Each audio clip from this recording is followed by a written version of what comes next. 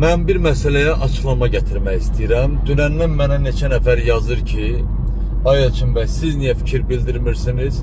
Şəhid polkovnik leytenantımız Zahir Cəfərovun balası Səlbi niyə Rus qəbirstanlığında dəfn olunur?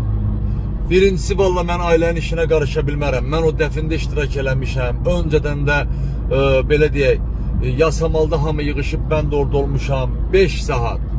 Amma qərarları mən vermirəm. Qərarları qalustuklu əmilər verir.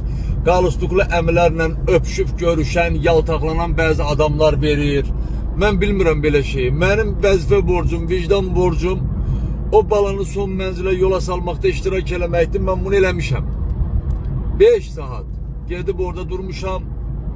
Dəfində də iştirak edib qayıtmışam. Bəli, çox səliqəsiz, səhmansız bir qəbristanlıqdır, otalaq içində. Hətta mən qayıdan başı ilan da gördüm orada. Azərbaycan qəbirləri də var idi orada, mən bunu da gördüm. Amma bunu ailə mi qərar verib, Yasamal rayon icra hakimiyyəti mi qərar verib, mən bunu bilmirəm. Əvvəl dedilər Hacı Şahinin yanında dəfn olunacaq. Hətta mən də birinci ora gedirdim. Sonra bizi qaytardılar ki, yox, orada dəfn olunmayacaq.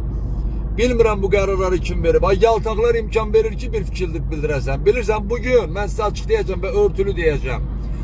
Dünən peyda olmuş, amma müəyyən o xət var da, o xəttə düşmüş insanlar var. Bildiniz? Onlar bugün bu cəmiyyətdə bizdən də hörmətlidirlər, bizdən də dəyərlidirlər bəziləri üçün.